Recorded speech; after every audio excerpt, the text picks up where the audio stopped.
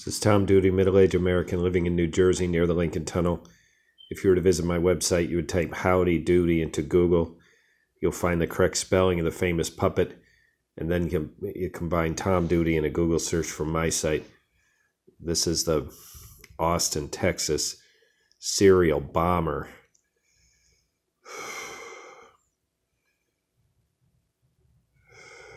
New York Times. Lucky Breaks video. Pink gloves led to Austin bombing suspect.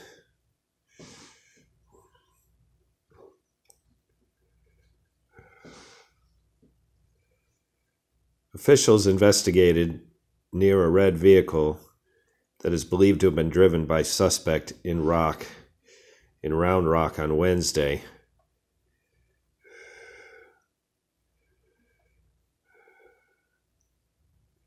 Round Rock, Texas. It was not much surveillance footage, and near an Austin area FedEx store showing a man in a disguise dropping off packages. But for the cadre of investigators from FBI and other local, state, and federal agencies who had been hunting the mysterious and prolific bomb maker, it was what they needed. Their first big break. Up to that point, a 2-week investigation, officials had never laid eye on the man they believed was responsible for terrorizing the Texas Capitol since March 2nd. In the security footage, a red 2002 Ford Ranger, driven by the suspect, could be seen driving away. Officials said, because the authorities did not have a license plate number, they began combing through records, all of them, for every vehicle with the same make and model in Texas. Investigators then began to match the records with a white male, possibly in his 20s. And there was another, more unorthodox clue from the surveillance video: the suspect's hands. He was wearing pink construction gloves. Investigators determined the same type of gloves were available at Home Depot, and they began going through hours of surveillance videos for Home Depot locations in and around Austin. So they got a hit. Security video from one store appeared to show the same suspect. Officials had now whittled down the number of potential license plates and began tailing a handful of people. One of them turned out to be Mark Condit, the man that authorities now believe was the Austin serial bomber. Law enforcement responded to an area of Round Rock, Texas, where the police say the bombing suspect blew himself up in his vehicle. In a matter of hours, Mr. Condit's bombing spree, as well as his life, would be over.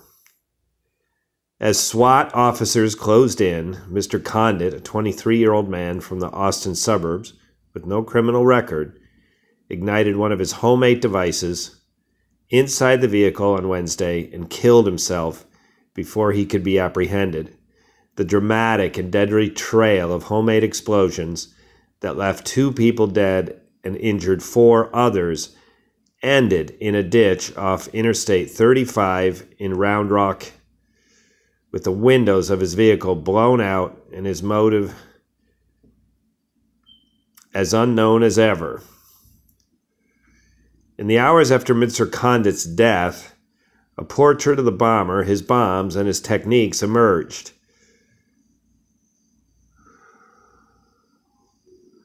Along with the story of how he was finally stopped. The lucky breaks, investigative ingenuity, and technology helped catch one of the most elusive serial bombers in recent decades. By the end of the day, Wednesday, police had another tool: a 25-minute confession left on the suspect's phone. which he attempted to describe his odyssey It is the outcry of a very challenged young man talking about his challenges in his personal life that led him to this point. The Austin Police, Brian Manley, said. Interviews with political leaders briefed on the inquiry, along with briefings from investigators and a federal law enforcement source, shed light on an investigation that saw hundreds of federal agents descend on Austin, gathering and reconstructing bomb fragments, interviewing witnesses, and gathering video footage. We haven't seen an effort like this in many, many years, said Christopher Combs, special agent in charge of the FBI's office in San Antonio. Officers said Mr. Conduit planted one bomb in an upscale Travis County neighborhood of Austin on Sunday and tied the bomb's tripwire to a Caution Children sign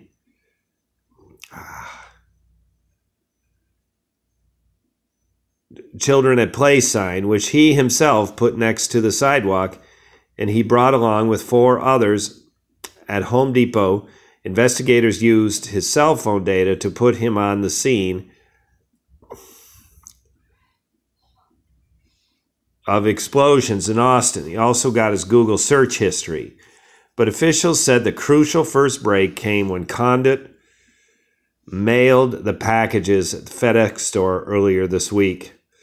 What we know about Austin bombings, a string of bombings this month, have put Austin, Texas on high alert. Representative Michael McCall, Republican of Texas, and that when Mr. Conduit left the federal office, he got into his Ford pickup. It had been called in by others as potential leads. And they got a license plate from there, were able to get the cell phone number, he said, adding from there, agents could track the cell phone directly as a location device. Mr. Condit's suicide left more questions than answers, but who he was and how he became a bomb maker and why he did it. But Chief Manley seemed to assuage worries about more bombs. All 7 had been accounted for. Law enforcement officials had worried that Mr. Conduit might have placed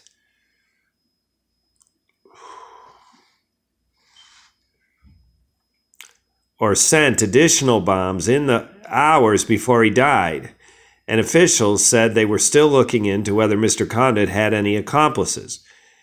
In the Austin suburb of Pflugerville, where Mr. Conduit grew up and lived, a steady fear persisted throughout the day, even as his neighbors were forced to evacuate from the area surrounding the Conduit house. He shared with 2 roommates after investigators found explosive materials here. They were allowed to return late in the day. The Austin police said they had questioned Mr. Condit's 2 roommates. One had been released, and the other was still being questioned as of Wednesday afternoon. Neither roommate was identified outside Mr. Condit's parents' home in Pflugerville. Detective David Fugit with the Austin police said the Conduit family was cooperating and was allowing investigators to search the property, including several backyard sheds. We don't have any information to believe the family had any knowledge of these events, Detective Fugit said. Investigators said the scene in Round Rock, just north of Boston. Pflugerville is a tranquil Austin suburb, nearly 20 miles northeast, and it's a spacious town of 59,000 that had long made an unusual name, the silent first letter, part of its charm. As visitors notice when they pass businesses such as Fast Lube At times on Wednesday, Mr. Condit's hometown was transformed and military-style SWAT vehicles sped down the wide avenues. Neighbors and friends, and they were stunned that Mr. Condit was the serial bomber. He always seemed like he was very polite, said Jeff Reeb, 75, who lived next door to Mr. Condit's parents for about 17 years. It's extremely shocking. My summation is it doesn't make any sense. It just doesn't make any sense. With most of these things like this, they don't make any sense. Mr. Condit was a homeschooled student who attended Austin Community College. He described himself on a blog, not typically politically inclined, but expressed conservative views on issues like gay marriage and death penalty. Friends,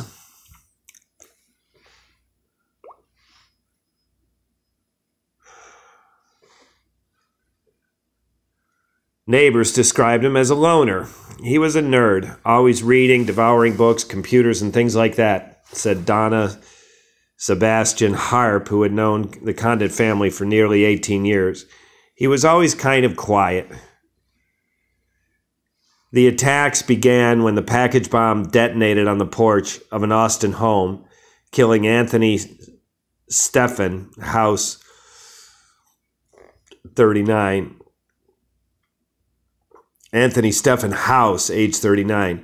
That was followed 10 days later by 2 bombs that were found outside homes, one of which killed a 17-year-old man. Breaking news email signs received an email from New York Times. As soon as important news breaks around the world, the first 3 bombs were apparently detonated when they were picked up or jostled. Later on Sunday, a package bomb exploded on the Travis County neighborhood, set off by a tripwire. The 5th explosion occurred at the FedEx Center in Schertz, Texas, outside San Antonio on Tuesday. Another bomb, this one unexploded, was found in another FedEx facility in Austin the same day. We do not understand what the motive was, Chief Manley told reporters. It's a mere 19 days. The bombing spree sparked fear across Austin and San Antonio, regions of central Texas, evoking nowhere is safe quality of the anthrax mailings, the Washington sniper attacks of 2002. For a young man of 23 who did not complete a college degree from Austin, his devices and shifting methods as a serial bomber left some country's most experienced federal explosive experts baffled early on in the investigation, and yet the change in his tactics is largely what led police to him. In the first 3 bombs, they were hidden packages and were not mailed, but instead placed in people's doorsteps. The 4th was set off using a tripwire. The 5th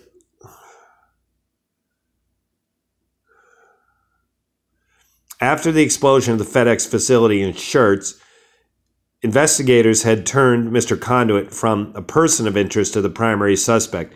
Maybe about 24 hours before his death, they were able to closely monitor him and his movements. Governor Greg Abbott told reporters. Mr. Condit's vehicle was traced to a hotel just north of Austin, Chief Manley said, where a SWAT team surreptitiously surrounded the hotel and called for specialized units. But the suspect drove away before those teams could arrive. Officers followed the suspect, who stopped in a ditch off Interstate 35, and SWAT officers approached the vehicle on foot. The suspect detonated a bomb inside the vehicle, knocking one officer back and slightly injuring him. The police said another officer fired his gun at the vehicle, and investigators began the long process of trying to find the answer that wasn't in the surveillance video. Why? It's been Tom Duty, middle-aged American living in New Jersey near the Lincoln Tunnel. If you were to visit my website, you would type Howdy Doody into Google. You'll find the correct spelling of the famous puppet. You then combine Tom Duty in a Google search for my site. Thank you for listening. Have a good day, good evening, and restful night's sleep. Ciao. There's the writers. Tamir Khalifa for the New York Times.